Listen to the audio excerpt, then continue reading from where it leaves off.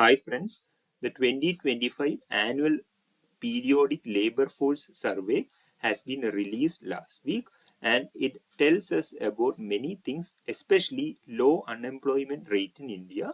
Let us understand if the low unemployment rate in India is something that we can be proud of, or is there any hidden ugly truth behind those low unemployment numbers. The 2025 annual report of Periodic Labor Force Survey was released last week. From the outside, the data looks good. However, a closer look reveals serious problems. Let us see why. Before going into the report, we have to understand the terms that will come across in the report. Periodic Labor Force Survey is India's main official source for monthly, quarterly, and annual labor market statistics. It is taken by National Statistical Office under the Ministry of Statistics and Program Implementation. The survey identifies three things: labor force participation rate, worker population ratio, unemployment rate. It also captures two kinds of work statuses: usual status and current weekly status. Let us understand each of these terms. First one, labor force participation rate. It is the percentage of the working age population, that is above the age of 15, that is in the labor force. They are either working or actively seeking or available for work. That is the employed plus unemployed divided by total working age population. The number of people greater than 15 is the total working age population. Out of that 15 plus aged people, how many are currently employed and how many are actively seeking job. That is labor force participation rate. As a rising LFPR means more people are entering or searching work, but can also reflect distress participation. That is, women entering low paid work due to household necessity. Assume a working age population, that is people above 15 years, of 1000 persons. Employed, out of that 1000 people, 600 are employed, 100 are unemployed, meaning 100 are actively searching for job, and outside the labor force is 300 people. They are students or homemakers not seeking work, or disabled workers or discouraged workers. So the labor force includes the employed 600 people plus those actively seeking work of 100. So total labor force is 700. We do not include the 300 people which is outside the labor force. They are not looking for job. Therefore we will not consider them. The labor force is 700. Labor force participation rate will be thus 700 out of the total working age population of 1000, which is 70%. Meaning 70% of the working age people are either working or actively seeking work. Then comes worker population ratio. It is a percentage of working age population that is actually employed. The number of employed people within that group of 15 plus aged people. Total employed divided by total working age population. It directly measures how many people are actually employed out of the total working age population. A higher worker population ratio usually means more inclusive jobs. In our previous example of 1000 working age population, 600 employed, 100 unemployed, and outside the labor force 300, the actual employed people are 600 out of the total 1000. So 60% is our worker population ratio. It means 60% of the working age people are actually employed. Unemployment rate. Now comes the important unemployment rate. It is a percentage of people within the labor force, not the total working age population, within the labor force who are unemployed. That is, people who are without work but actively seeking work. Unemployment rate is unemployed divided by labor force. It is not working age population. Unemployed divided by labor force. High unemployment rate means people are seeking work but not getting work. Maybe skills mismatch, which is currently the case in India. And low unemployment rate means most of the people looking for work already got a job. that is labor shortage, like during the oil boom in the Gulf region. In our previous example, the total working age population 1000, employed 600, unemployed 100, outside the labor force 300. So the total labor force will be 600 plus 100, which is 700. The unemployment rate therefore will be unemployed people divided by the total labor force, not the total working age population. So 100 divided by 700, which is nearly 14.3%. Meaning 14.3% of the labor force is unemployed. That is, they want the work, but they are not getting the work due to various reasons.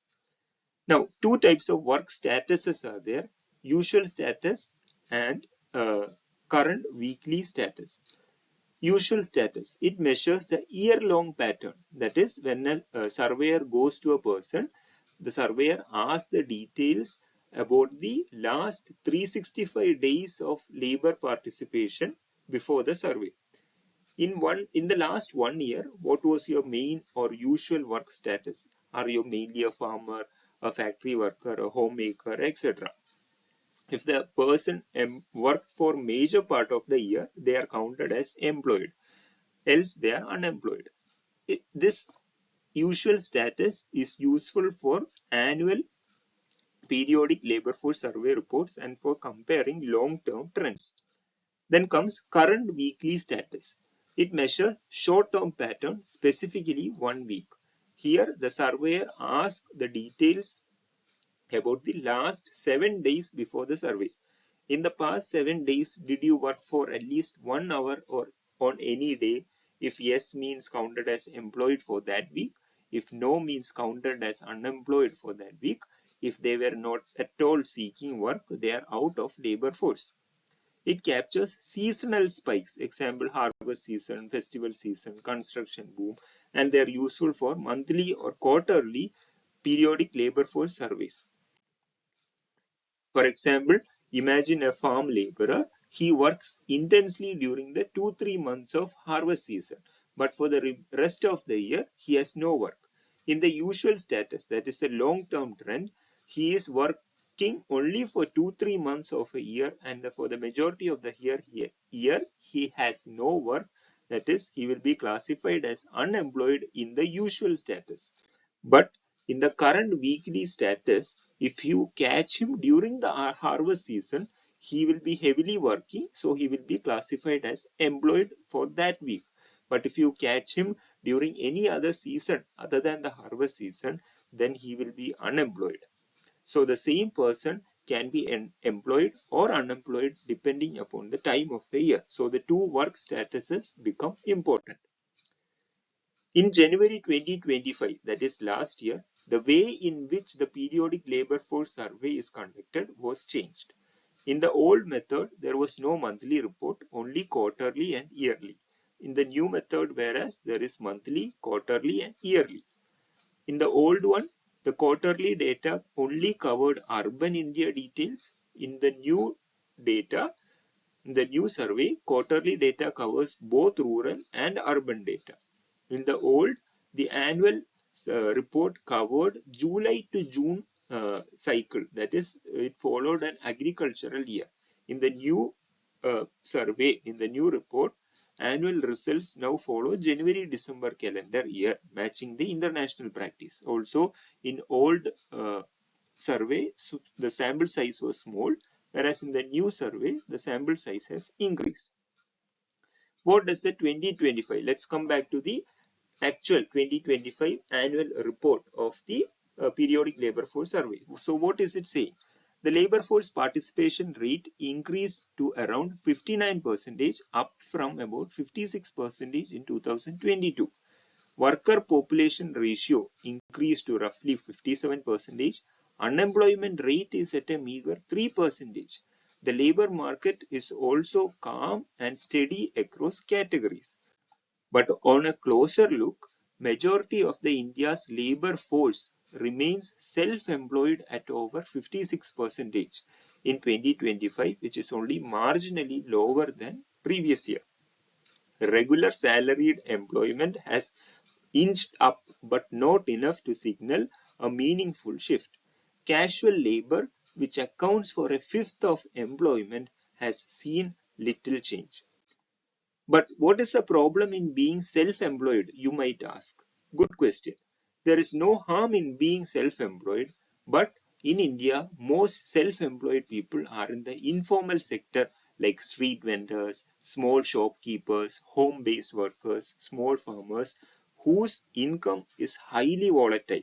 They are not covered by any kind of social security or labor laws. So any illness, accident, or old age means they immediately go into poverty. These self-employed people are stuck in low value, low income work rather than moving into higher productivity formal jobs. The survey counts them as employed even if they are earning very little. In many cases, people become self-employed not because they want to, but because there are no formal jobs. That is, no salary work or no government jobs. This is called distress self-employment. Despite low unemployment rate showcased in the annual report, structure of employment remains dominated by typically low-paying forms of work in India. Additionally, in the report, gender disparity also continues in the 2025 year. Labor force participation rate for women has improved noticeably since 2022, which is a good thing. But when compared to the male participation rate of 80%, female participation is just around 40% only. In urban India, barely 1 in 4 women is in the labor force. But in rural India, where female participation is higher, the increase may reflect distress rather than empowerment. This is a very important point. Annual report also provides insights into the wages of the labor force. 2025 saw stagnant or declining real incomes for a large part of labor market.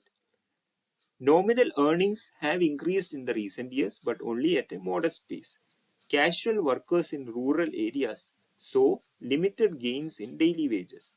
Regular salaried workers saw strong growth in earnings, but low in real terms. Self-employed earnings has grown in urban areas, but remain low in rural India and uneven across genders. Wages plus quality of jobs gives a full picture to the low unemployment rate in India. Without looking at the wages and job quality, the labor market can appear healthier than it is. In summary, India must now focus on creating productive jobs which will help support demand and growth for the country to attain its ambitious 5 trillion economy. Thank you.